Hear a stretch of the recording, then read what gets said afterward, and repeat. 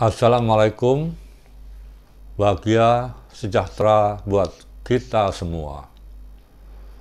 Jumpa lagi dengan channel Informasi Amang Mawardi. Kali ini saya akan kembali menyuguhkan cerita tentang pewarta. Cerita tentang wartawan yang berlangsung sekitar 35 tahun yang lalu saat saya menjadi koresponden harian Pos Kota di Surabaya. Lokasi cerita masih seperti episode pertama, yakni di tikungan Jalan Basuki Rahmat, Jalan Pemuda Surabaya, tepatnya di depan Apotek Simpang Surabaya, di seberang Tunjungan Plaza. Sebagaimana yang saya ceritakan pada episode pertama, di depan Apotek Simpang terdapat beberapa kios koran, dan yang kemarin saya ceritakan seorang penjual lotre yang kakinya invalid dengan seorang anak buta yang ada di dekat penjual lotre tersebut. Kali ini saya akan fokuskan pada penjual majalah dan koran di lapak di depan apotek tersebut. Seperti biasanya, kalau saya ingin membaca majalah, saya berjalan kaki dari kantor saya, Pos Kota Perwakilan Jawa Timur, di Jalan Embong Wungu 49A, Surabaya. Nah, salah satu pemilik kios koran yang saya kenal bernama Susilo. Saya sering membaca majalah-majalah yang digelar di lapaknya, seperti Tempo, Femina, Gadis. Nah, karena saya nggak beli, sesudah saya membaca koran majalah tersebut, tentu supaya untuk menghilangkan rasa sungkan saya, majalah-majalah yang sudah saya baca tersebut saya letakkan kembali, maka saya hanya membeli selembar koran. Nah, pada suatu hari ketika saya sedang asik membaca majalah-majalah di situ, tiba-tiba satu dua orang penjual koran dan majalah yang ada di lapak tersebut cepat-cepat meringkesi dagangannya. Saya heran, ada apa ini? Sementara Susilo, salah satu penjual majalah dan koran di situ, agak terlambat meringkesi dagangannya. Tiba-tiba berloncatan satu dua orang berseragam Satpol PP dan terjadilah dialog dengan Susilo. Ketika ada operasi Satpol PP tersebut, saya agak menjauh. Dialog itu begitu singkat. Kemudian salah satu dari Satpol PP tersebut membawa dua majalah tersebut. Saya batin, dulu, ini ada apa ini kok langsung dibawa? Kemudian mereka meloncat ke dalam mobil pickup untuk menuju ke arah timur. Lantas saya tanya, kenapa kok dibawa itu? Susilo hanya diam saja sambil tersenyum kejut. Itu dari Satpol PP mana? Dia menunjuk salah satu nama kecamatan di Surabaya yang kantornya ada di Jalan Jimerto bagian timur. entah rasa keadilan saya timbul begitu saja melihat ketidakadilan ini. Maka dengan motor Honda Ulung saya secepatnya menuju kantor salah satu kecamatan yang ada di Jalan Jimerto itu.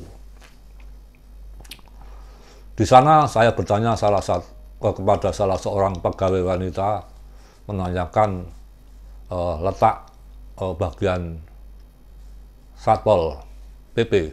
Maka saya ditunjukkan ke arahnya di salah satu ruangan dan saya menuju ke situ.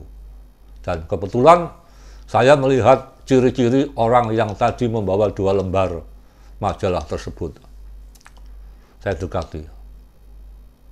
Pak, saya ini wartawan. Saya ingin wawancara dengan Bapak. Kenapa kok Bapak tadi setelah berdialog dengan Pak Susilo, kemudian mengambil 2 majalah tersebut? Mana sekarang majalahnya? Loh, ini untuk barang bukti. Ini untuk barang bukti karena Pak Susilo berjualan di tempat yang tidak diperbolehkan oleh Satpol PP. Loh, saya memang nggak begitu siap dengan jawaban ini barang bukti. Saya nggak menyangka kalau itu barang yang disita itu sebagai barang bukti operasi Satpol PP. Saya pikir dia sebagai pihak yang berkuasa merampas dengan begitu saja barang milik Susilo yang dijual di situ. Dan apalagi melihat Susilo yang tidak begitu berdaya melihat penyitaan itu, saya menjadi semakin ternyuh. Lantas saya gertak dengan, kalau itu barang bukti kenapa 2? 1 kan bisa, mana majalahnya 1? Kemudian salah satu majalah yang disita itu diserahkan kepada saya, bawa pulang, kemudian saya serahkan ke Susilo. Nah, di kantor peristiwa ini saya ceritakan kepada beberapa teman. Mereka mendukung sikap kemanusiaan saya. Tetapi ada salah satu rekan senior yang mematahkan semangat saya yang lagi semangat-semangatnya untuk membela orang-orang yang saya anggap tidak bersalah ini, orang-orang kecil ini, para penjual koran dan majalah tersebut. Loh, saya sih setuju dengan tindakan Anda, tindakan kemanusiaan Anda, kata senior saya ini. Tetapi ini pelanggaran. Orang berjualan di kaki 5 itu tidak diperbolehkan menurut perda, peraturan daerah. Makanya kamu tadi kan diberi surat untuk menghadap ke kantor wali kota bagian Surabaya di Jalan Dharma kan, kata teman saya senior itu. Saya memang mengiyakan. Tadi sebelum saya mengambil salah satu barang bukti yang disita, saya memang disuruh menunggu, lantas disuruh surat untuk menghadap ke kantor wali kota bagian selatan yang ada di Jalan Raya Darmo, persisnya di tikungan Jalan Raya Darmo dan Jalan Bintoro, untuk menghadiri sidang dari kasus seseorang yang berjualan di tempat umum yang saya dianggap mewakili dari pedagang koran tersebut. Mendengar itu saya gelisah, saya resah. Ada semangat yang dipatahkan oleh senior saya ini. Selain itu, saya baru sadar kalau tadi saya diberi surat untuk menghadiri sidang pengadilan penyitaan barang yang dijual, yang dilarang di kaki 5 itu. Berhari-hari saya tidak bisa tidur menjelang pengadilan penyitaan itu. Nah, saat di Balai Wartawan Surabaya, saya ketemu dengan salah seorang wartawan, salah seorang koresponden harian Sinar Pagi yang namanya Johnny Tobing. Peristiwa ini saya ceritakan kepada Johnny Tobing dengan sedikit gundah. Tapi Johnny Tobing menguatkan kegundahan saya. Sudah, gak usah kamu datang itu. Itu tidak ada nanti pengadilan, percaya saya.